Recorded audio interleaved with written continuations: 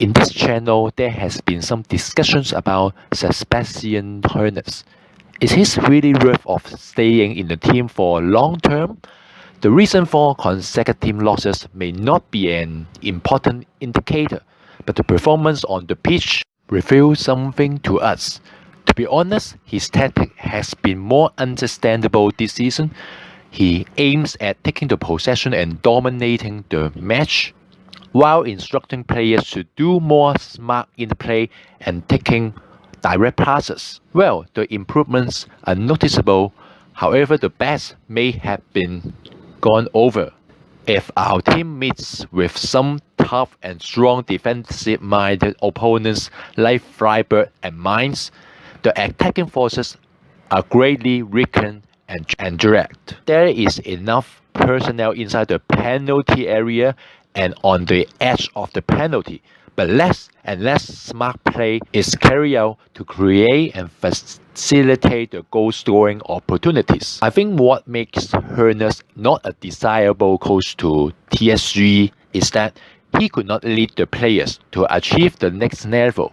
Other coaches may face the same problem I mentioned above. Some of them could switch the personnel or the tactics to reinvigorate the lost players. For Hoeness, I think he could not do too much about it based on his performance so far.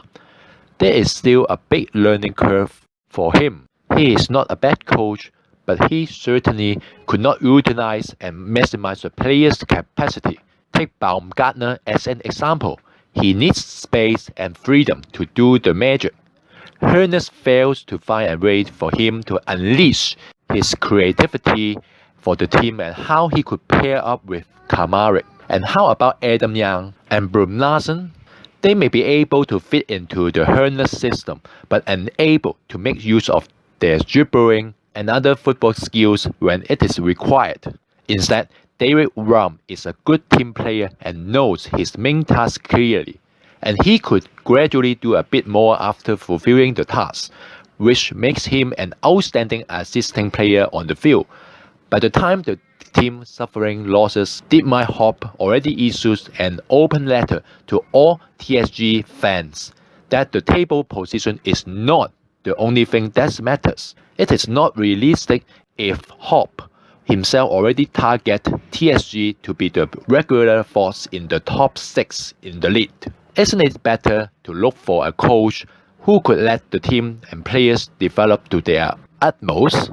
If you are happy with Hoeness, then just prepare yourself to support a mediocre mid-table participant in the Bundesliga.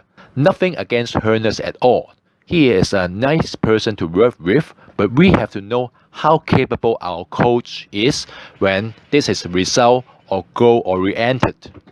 While this is an uphill challenge to Hoeness, our director Alexander Rosen has done a good job over the last decade, leading TSG Hoffenheim to be the top profitable selling club. It's very crucial to the survival during the pandemic over the past 2 years. It sounds beneficial only on the financial aspect. Let's talk about the winter transfer this year. Rosen continues to look into the future and brings 2 young talented players. We are glad to recruit the promising young centre-back Justin Che from FC Dallas. A note to our fans that FC Dallas also sold his promising striker Ricardo Pepi to Augsburg in the club record. We really look forward to seeing whether Justin could be another rock-solid defensive player. Does it mean that Chris Richards had to go? I just hope FC Dallas duos could stay and become a new defensive force. We definitely have to make the deals of Chris Richards permanent. It is a time for us to reshuffle our fragile defense. Although Hübner is just back to the field and Bikacic is still planning to play. Another newcomer for the next seasons is the creative under-21 Germany national player Ole Becker, who comes from the second Bundesliga side St. Pauli, which eliminated Dortmund in the DFB Pokal. Becker is a player to watch in the under-21 national side. Let's see if he could replicate what Rom did to our team, though they were in different positions. It is also a good news that our highly regarded attacking midfield players Tom Bishop signed a long-term professional contract. It is hard to say how long we could keep him in the team. Other big teams may still be able to snatch him in the foreseeable future. At least our team stands firm to recruit him to the first team and see him as an important team player for the next couple of years. So what should be our next step? What will be the final outcome to Kamaric, Grealish and Somerset Cole? Among the three unsolved cases, Grealish is more likely to leave the club. He once mentioned that he is ready to accept other challenges, and AC Milan did make him an offer before. 12 million euro is not a prominent figure, but for Grealish and our club, this may be a reasonable figure. He may not be indispensable to TSG, but his top-class scoring ability is the main reason why he should stay. Other big teams become less favorable to him owing to his overall lackluster performance this season. I really hope that Somerset Cole could stay with us as he intercepts and blocks a lot in front of our centre-backs. Somerset Cole might have been one of the targets of Ralph Rangnick, but I don't think he will join Manchester United since Rangnick is only an interim manager. This is a 50-50 case for him to stay with us or not, depending on the offer that we are going to get in the summer. Loaning out Adam Yang and Gazinovic is a painful decision, but there has become less slot available in the front. The showcase and the rapid development of Jorginho Rutter. Gazinovic is neither inventive nor adapted to the defensive force. If he could perform well enough in Greece, I think we could let him to leave TSG or let him to go to the other teams.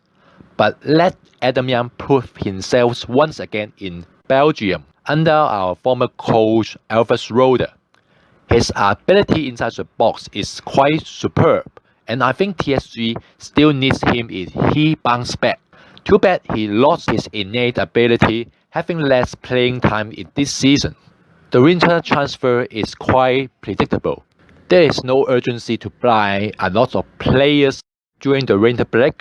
Alexander Rosen also renewed some of our current players' contract. Pavel Kaderbeck, Jorginho Rutter, Ias Bebo, and Kevin Vogt going to be our core player for the next couple of years, and we continue to hunt for the youngster and prepare for the future. The only things that we have to do during the summer break is that we have to think about the defensive forces once again, whether we need one or two experienced players to join our team, including the defensive midfield position. That will be very crucial to our development next season. While it is always important to monitor our transfer window, don't overlook the recent development of TSG. The club announced that it is going to have a special partnership with one of the leading NFT household, Baby Doge. The non-fungible token is not a newcomer in the football industry. Several clubs in English Premier League issued the fan token, and Manchester United is going to seal a deal with another NFT coin. What differs from TSG to other English Premier League clubs is that our club mainly develops the NFT collection, but not issuing any fan token. The latter is a digital platform for fans to join the club online apps activities. Actually, it somewhat contradicts to what our club advocate.